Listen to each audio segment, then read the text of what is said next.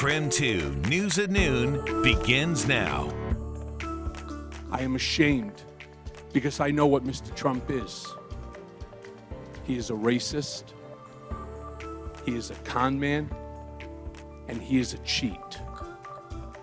President Trump's former lawyer is testifying on Capitol Hill today. The so-called fixer, who has admitted to lying to Congress before, now says he's telling the truth.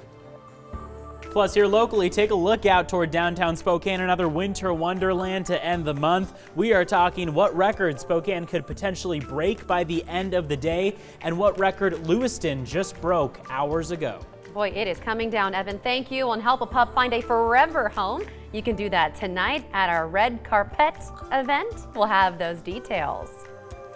Well, thanks so much for being with us here on KREM 2 News at noon. I'm Jen York.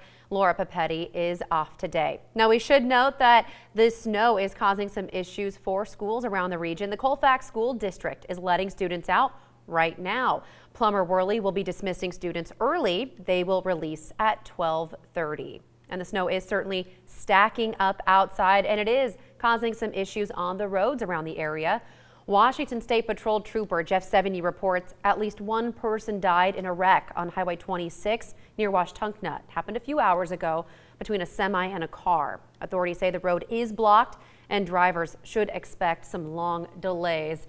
It's a number of incidents they are reporting to, or responding to rather, here at the noon hour. Evan Arani is in the Weather Center. Evan, what can we expect for this afternoon? Yeah, Jenna, a lot of snow really started over just the last few hours and has now picked up. We do get a brief break into the afternoon, but really it's kind of a break in between two pretty major weather systems. What we see outside right now on satellite radar shows where that winter weather advisory is in effect. That's everywhere highlighted in that blue color. And then everywhere above it, all of that active snowfall that you can see just building through the state of Washington and into North Idaho. I want to give you a little bit of a closer look at what's going on down south. You can see all of that pink on your screen. That is freezing rain, meaning that it's coming down in the form of rain, but all those very, very cold water droplets are freezing as soon as they hit the ground. Accompanying all of this wind is all of this snow is wind. So we're seeing not only active snowfall, but some blowing snow and drifting snow onto roadways. We're also seeing very chilly temperatures throughout our day because this factors into the wind chill equivalent. So 25-mile-per-hour winds right now in Sandpoint. Spokane at 10-mile-per-hour winds. Coeur d'Alene, 20-mile-per-hour winds. Here's what we have for the next several hours. As I mentioned, we do get a little bit of a break after about 2 and 3 p.m. That's going to last through your evening hours, but could still be a pretty tough commute for the evening. What we see is a return then, another band of snow making its way through after the 10 p.m. hour, where our chances jump back up to 70 and 80%. Now, as I mentioned, what we've seen so far is if we have another 1.6 inches of snow in Spokane, we will see the snowiest February in over a century in Spokane, and the record that was just broken, Lewiston just saw their snowiest February in history after 5 inches this morning. So that's a new record for them, and more information on that is over on KREM.com. For now, I'll send things back to you, Jen. Evan, thank you. New at noon, the Spokane County Medical Examiner identified a woman found in the Spokane River. It is that of 24-year-old Locke Wynn. Family and friends reported her missing in December. Her body was found late last month. Experts have not released a cause of death. He asked me to pay off an adult film star with whom he had an affair and to lie about it to his wife, which I did. President Trump's former lawyer, Michael Cohen, made a number of allegations today against the president. He has accused the president of being a racist, a con man, and committing crimes while in office. Meanwhile, White House leaders say Cohen is an admitted liar, and nothing he says today should be believed. Natalie Brand is on Capitol Hill with the latest. The other side of the aisle. Republicans on the House Oversight Committee wasted no time attacking the credibility of President Trump's former personal attorney, Michael Cohen. You have a history of lying over and over and over again. Cohen gave explosive testimony Wednesday, claiming President Trump reimbursed him for hush money paid to adult film actress Stormy Daniels after Mr. Trump became president.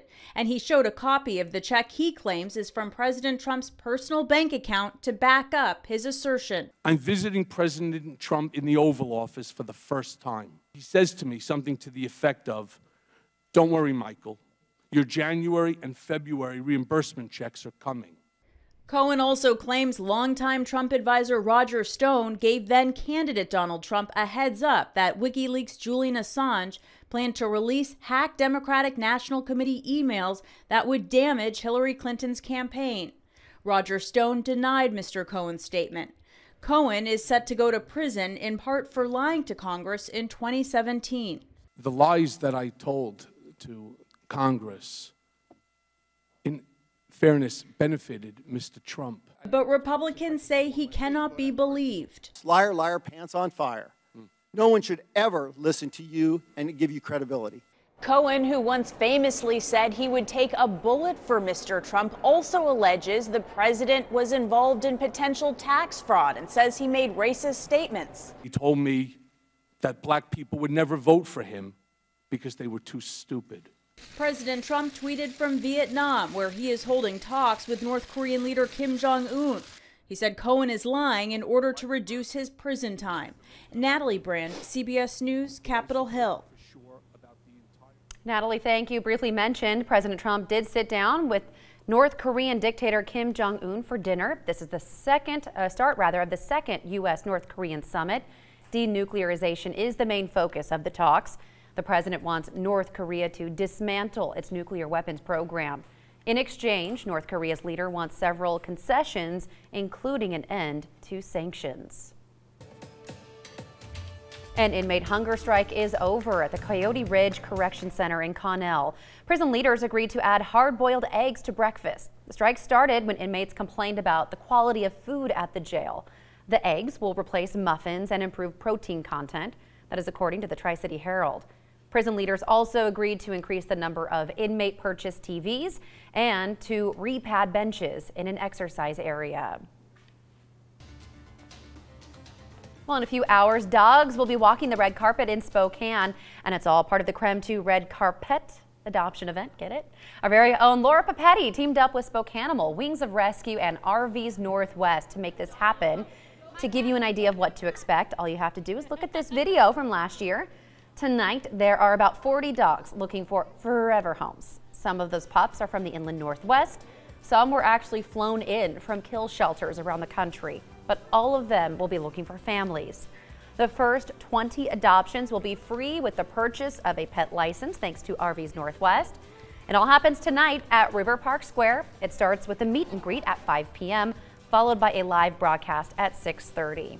Do want to mention no cats at this event, but there are some up for adoption at Spokanimal's location. Coming up on 12:08 now. Well, maybe very hard to imagine right now, but the Mariners' home opener is actually 1 month away, and the park is going pink ahead of the first pitch.